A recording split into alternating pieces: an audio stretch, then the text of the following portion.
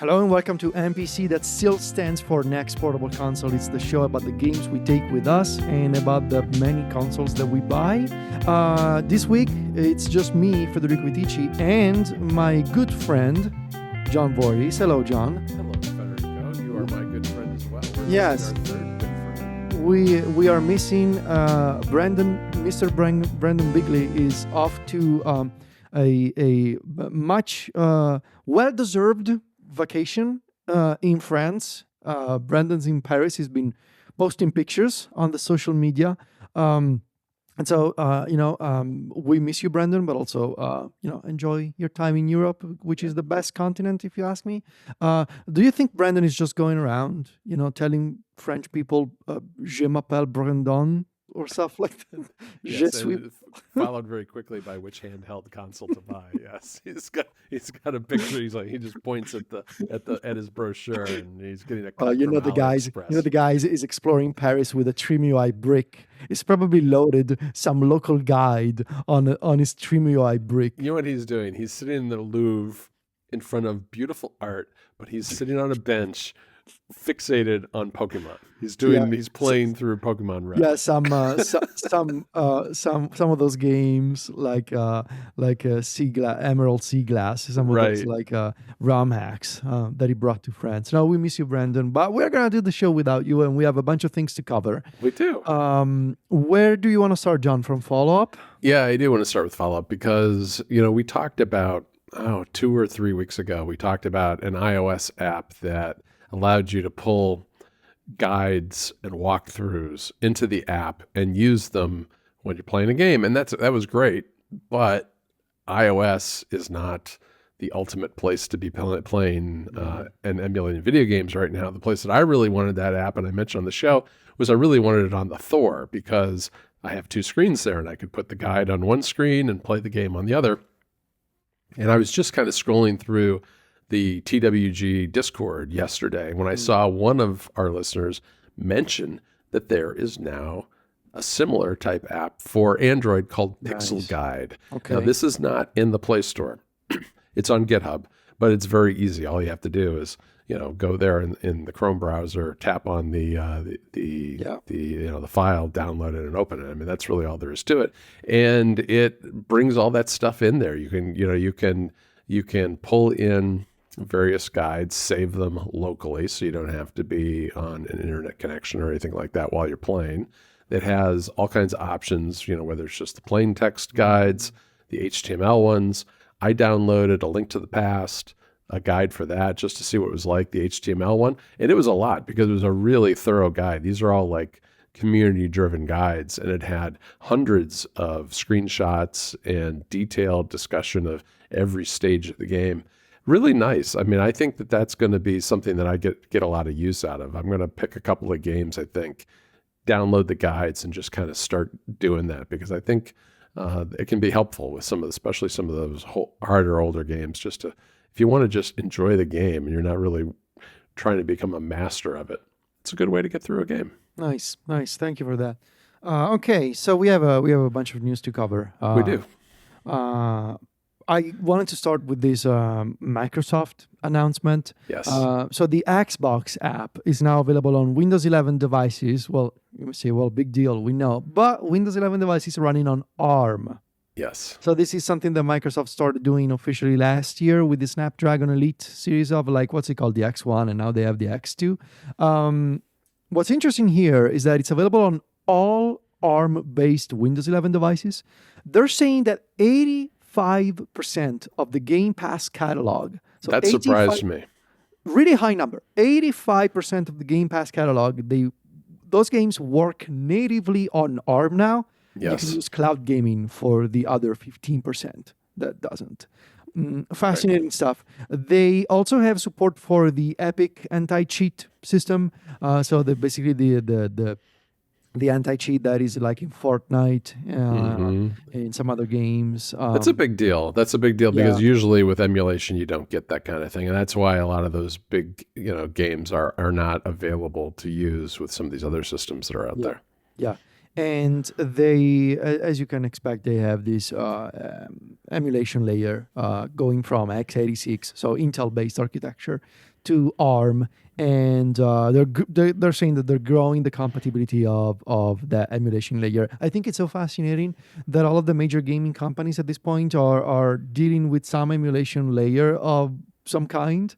There's Yeah. and if you zoom out and you consider how on PC it's all about Microsoft versus Valve at this point. Yeah. They're both working toward emulating PC games on ARM with wildly different results. On the one hand, you have Microsoft emulating Intel on ARM for Windows 11 on ARM, and on the other, you have Valve making FAQs to emulate Windows games on ARM for Android. So ultimately, like the winner is the ARM architecture, but we knew that. It is, and it says a lot about how powerful ARM has gotten, because if you zoom out even further and you look at things like Apple Silicon, when that launched and there was an emulation layer, it was unnoticeable. It was so fast.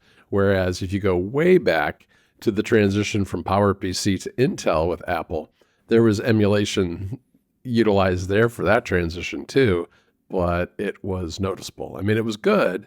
The system was good. It was fast enough, but it was noticeable. Whereas the Apple Silicon transition was a lot smoother. I have breaking news, Federico. Breaking news. Breaking news. I just got an alert that something has been delivered. Okay. It's the MCON keycast. Do you remember what that is? That is the little dongle that sits on your keychain for the MCON. Just that? So that you can play on a TV.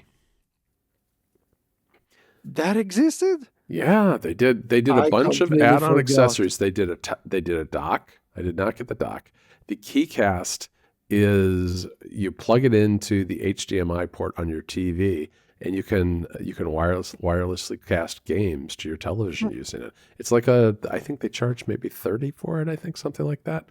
I bought it like a month and a half ago, right before my MCON was set to ship. Right around the time they said that they were shipping, and now it's here. So after we finish recording, I'm going to give it a try and see how it goes. Mine is still nowhere to be seen. So yeah, well, that's what you get for being the guy who gets the white one. Didn't you get? Is that what you got? The white one? Yes. Of course you did. Yeah. I got the clear one, which is cool, but also it's a little hard to see the buttons. You know. I wanted to have a little segment once again about AYANEO because this company, man, what's going on? It drives me up a wall. Like last week they were pausing. Last week they were pausing, and we have like 4 stories about here. Them. We have 3 announcements 3 stories, to cover. Like I don't know, man. Like and anyway, we didn't mention this last week, but we now have more details on something that was announced before, the AYANEO Pocket Vert. So this is the what's it called? The analog pocket equivalent, but made by AYANEO. The Kickstarter launched, the Indiegogo launched a couple of weeks ago. It's closed now, actually. That one, it's delivering next month, supposedly. So in case you missed this, they're coming out with this Snapdragon 8 Gen 1 3.5 Game Boy looking, analog pocket looking, 3.5 LCD display, 8 gigs or 12 gigs of RAM, 6,000 milliampere-hour battery, full metal body with a full front glass panel. Looks quite nice. I gotta say, I gotta hand it to AYANEO. It is.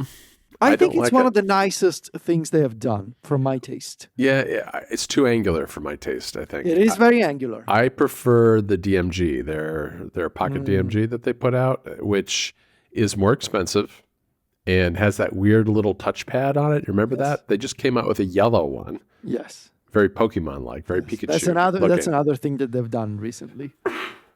And it looks great. I don't know. That's the one, if I was willing to spend this much money on a vertical handheld, I would probably get that one instead of the Pocket Vert. But the Pocket Vert, I mean, good specs. I'm sure it's great hardware. I still, with a lot of these, I think most people really TrimUI, man. We'll talk a little more about the TrimUI Brick in a We're minute. gonna But talk about that. but I think you're doing much better. You get a much better value out of something like a handheld from TrimUI. We know we love the brick here at MPC, so We we may be do. biased, but I think this one looks nice, even though it's very angular, very I think it gamer looks energy. uncomfortable to hold. Is the thing that I'm worried about, because even the triggers on the back are very angular. Well, speaking of things that are most likely going to be uncomfortable, especially for folks with big hands, Yeah. let's talk about the AYANEO Pocket S Mini. So this is a new handheld that they're doing 2 years after the AYANEO Pocket S. They're now Right. doing the Pocket S Mini. So this will be a 4x3, six. What's it? Well, 4x3. How many inches of the display? I forget. 6 inches maybe. I think so. Really small handheld with a Snapdragon G3 Gen 2. Those are the new series of gaming-oriented Snapdragons. Yeah. And it looks like how can I describe it? Like a bigger, more rounded Game Boy Micro with sticks, or a Yeah. smaller Embernic horizontal device, Right. something like that. It's a 1440p Yeah. panel, which is really good. I mean, it's got a really high pixel density is what it Yes. comes down to, which is going to be nice. I think 6-inch screen. I think that looks pretty good. I don't like the tiny little sticks on the bottom. I don't like. Yeah, I think it's gonna be. I don't think judging. So I think it looks really nice. It's got this metal construction again, full front glass. Once again, I think it looks really nice. I think it's interesting that they're making a premium adjacent small handheld that runs Android instead of Linux. I think that is fascinating. The pixel density is cool, but judging from the pictures, I'm concerned that it's going to be small and it's going to have a flat back. So I worry about the ergonomics of this thing. Yeah, I think they're not going to be great. It's interesting to me, though, that AYANEO has kind of gone all in on both Android and Windows. They're not really doing the Linux thing anymore. They are not. They're not. And speaking of that, we have another announcement, this time for the Conquer Fit line. This one I really like the look of. Okay, so this one looks way more ergonomic. So the Conquer Fit handheld is a Windows-based handheld with the Ryzen AI, the HX 470. Yes. So it's a Strix Point chipset inside of this thing, and it's the first device to have this chip, because this is a chip that was announced and shown off at CES, which was only about a month ago. Yes, and I personally find the Conquer line from AYANEO way more interesting right now than the regular, I agree. Than the regular AYANEOs. I'm not sure what the whole point of Conquer when they announced it seems to be that it was going to be like the budget version of AYANEO. It's kind of not, though. It kind of isn't. I mean, the original one was less than some of the other things that they make. The one that had the Snapdragon 8 Elite. Remember that one? The Conquer Pocket Fit? That one was $269 and up, but that's not cheap. And this one is substantially bigger, it looks like. 7-inch OLED and a newer chip and an 80-watt battery, which is a big battery. So this one's going to be very expensive. They haven't said yet, but I expect this is going to be quite expensive. It comes in that cool yellow color they did with the Pocket Fit too. Yeah. But like personally, I continue to be kind of confused by where exactly is the differentiation now here for, and I guess this is a bigger concern of mine for all of these Windows-based handheld. Yeah, I struggle to imagine that these devices will gain any reasonable market share when you're going up against the Steam Deck, which is still going strong, but also things like the Legion Go 2 or the Legion Go S with SteamOS. right. I don't know, but especially AYANEO, I continue to think that they make beautiful hardware, but they make too much of it. They have way too many options. So either I think from my perspective, either you're going in the weird direction, like One X Player, for example, that are making all of those fascinatingly weird handhelds. And then at that point, your weirdness becomes the differentiating factor in the Yeah, market. because nobody's making devices like they do. Exactly. Otherwise, it's just more of the same. And they seem like they're going for the more of the same approach while still struggling to fill the previous orders from their previous campaigns. Yeah. And what makes it confusing, I think, to consumers is if you just go to their website and you see, okay, here's the Vert, the Pocket Vert, and here's the DMG. Yeah. It's like, they look the same. I mean, not exactly the same, but now they've got 2 of the vertical ones, and then they've got probably 4 or 5 different horizontal ones. There's like the super expensive one, the just plain expensive one, the Windows one, the Android one, the yellow one, the clear one. It's just a lot. And every single one of those models has different specs for RAM and storage. And it's if you looked at all the varieties of things you could get from AYANEO just on the handhelds, putting aside the fact that they're doing mini PCs now too, and a phone, supposedly, you've got hundreds of options. Yeah. Can we talk about something we're excited about? Yes. Both of us, and I think Brendon is also, Brendon is not here, but he's also very excited about this one. Yes. Coming soon, the TrimUI Brick Pro. So this is a pro model of our beloved TrimUI Brick, which will be upgraded to a bigger display. So going from 3.2 to 4-inch HD display and dual analog sticks. Yep. And supposedly better performance because they're showing off this thing with screenshots Some PlayStation of games, built-in PlayStation emulator and Nintendo 64 emulator. Yeah. So a bigger, more powerful, but still very much a TrimUI Brick handheld that is expected to compete in the $150 to $200. I would say it's going to be well below $200. Looks like it's running Android too, which is worth mentioning.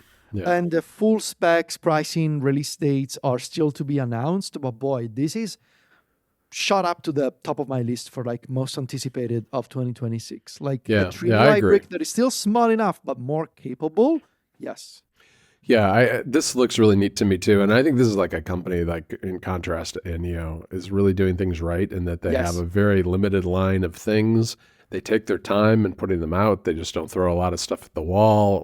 I look at this. I don't know much about it yet, but I'm fairly confident that it'll be good because I've tried the smaller one. I've seen the reviews of the horizontal ones, and everything they've put out has been quality so far. Now, this got me to thinking, Federico, what do you think? The thing about this that I don't like, I guess, is that it's not foldable, so you can't protect the screen. I want to see somebody try to create some kind of cover for these, whether it's part of the what's launched itself or it's a third-party thing where you can snap it onto the front and then snap it onto the back. And it works. Now, snapping onto the back, that's a trickier situation because you obviously run into problems with the triggers, and maybe that's not possible. But I'd like to see somebody try to do some sort of cover or something to help protect the screens on these things.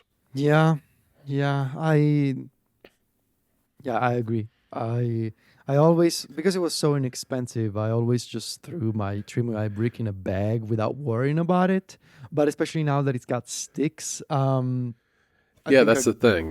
Between the sticks and the screen, something's going to become a problem at some point unless you put it into some kind of protective case. And I'd like something that's minimalist is really what I'm getting at, with a thing that clamps onto the front as opposed to having to have like a hard shell case or a bag or something like that. Yeah. John, do you want to talk about smartphones? We should. There's some news about phones. And Red Magic has a new version of their Air coming out, which I don't think there's a lot. Do not expect an iPhone Air-like device with this name. No. But we talked about the original Air when it came out, like a year ago. Yeah. And this one has a Snapdragon 8 Elite in it and 16 gigabytes of RAM. And then there's also 512 gigabytes of storage. And there's not a lot to say about this other than it's an update of the original with a, almost 7-inch AMOLED display. But it's interesting to see that Red Magic is still pushing forward with their gaming Android phones, which, as we'll talk about in just a second, not everybody is continuing down that path. And, we've talked about in the past how if you get one of these, you kind of have to go into it with eyes wide open that you may not be able to get your Red Magic phone serviced if you have a problem, if the screen breaks, if something goes sideways, because they don't have retail stores and they're based in China. But it's a nice upgrade to what they had before. It's even got 120 watt charging, which that's crazy fast for a phone. Yes. I would think that thing would just like instantaneously combust when you plugged it in at 120 watts. They have the cooling fan, so I know they do, but like a MacBook Pro is 140 watts, and this is a little tiny phone doing 120 watts. That's got to be hard on that battery, I gotta think. But who knows? The other bit of news is that Asus has, quote, paused their phone line, and that was disappointing for me to see. And it's like a bigger topic that maybe we should talk about for a little bit, which is, we're seeing all these RAM prices and SSD prices shoot up because of the demand being caused by the AI industry. And one of the things that Asus said was that they're discontinuing their phones. They're going to continue to service, existing customers, but they're not going to make a new phone for now because they said a single 12 gigabyte chip is now $70 compared to like $25 to $30 in the past. And one of the concerns I have about the entire handheld, universe right now is between RAM and SSDs.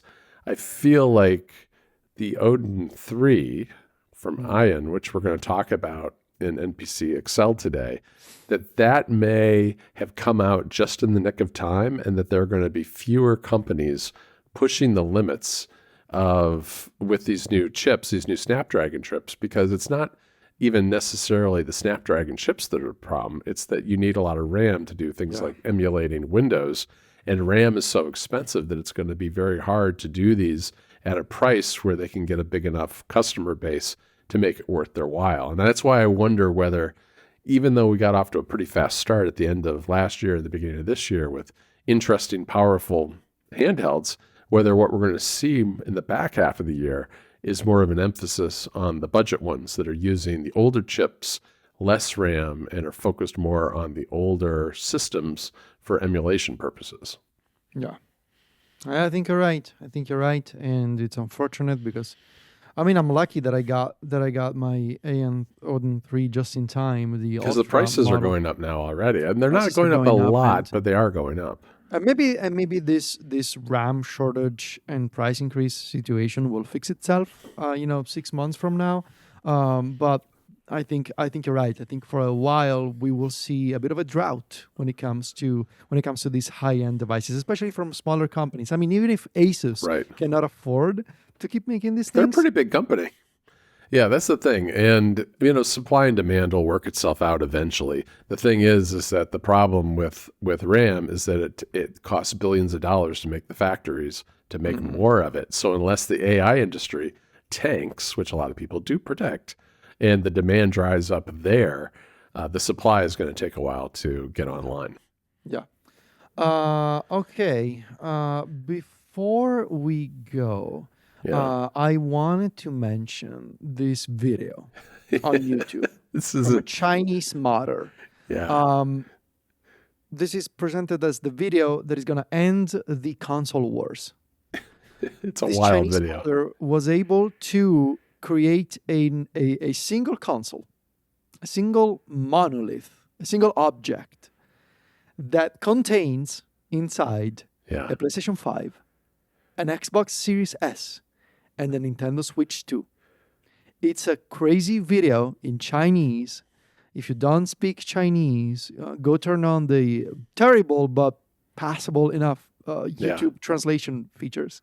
Or just go watch the video. You will understand what's going on. Yeah. This person, they were able to create this custom triangular object with a triangular heatsink inspired, fun fact, by the 2013 trash can Mac Pro. Oh, that makes sense because that was done with the- triangular too. Yeah. Yes, with a 250 watt power supply and all the motherboards for the PS5 and the Xbox, and a modified Nintendo Switch 2 dock that supports a push to eject system. And so the single thing that has all of these systems are going into the same HDMI output. So they have an HDMI controller, and with the press of a button, they can switch the HDMI input from one console to another. Yeah. So it's like one console that contains all the consoles. The article I read about this noted that it works really well unless you accidentally leave 2 games running at once, and then the power supply can't. It's going to handle it. overheat and the power supply is going to die. So incredible project. Obviously, the dream come true for many people, but it really shows how if you're really good at modding with enough, engineering skills, electrical engineering skills, and design skills, you can truly, truly come up with something amazing. Yeah, I assume nobody should do, but no. Well, I mean, look, if you embark on that project and you get it wrong, you've just cost yourself like tons of money. Yeah, but don't do I assume that they use the Series S because it's probably got. I assume it has a smaller board than the smaller X. board, Probably runs cooler, smaller. Yeah. All right. Well, hey, check out the video. It's pretty cool. Yeah. Federico, I think that's what we have for today. I think that's it. We're going to talk about some fun stuff. We're going to talk about this little thing. Let me show it off. All right. Show it on. Show it for the YouTube viewers. Let me unlock it. I have a game paused, which is Dragon Quest VII Reimagined. Oh, look at that. Odin 3 Ultra. We're going to talk about this on NPC XL. Oh, it looks great in white. I love the white. Yeah, that's very nice. Very nice. All right. Well, that's it. You can find Brendon, even though he's not here. He is, as Federico said, he's posting. Find him in France. He's posting through it. He's posting through France. He's posting. Yeah. So find him online. You can go to wavelengths.online. And we're at macstories.net. And of course, all 3 of us are on social media. Just search for our names there and you'll find us. Thanks for joining us today, and we'll see you next week. Bye, Federico. Bye.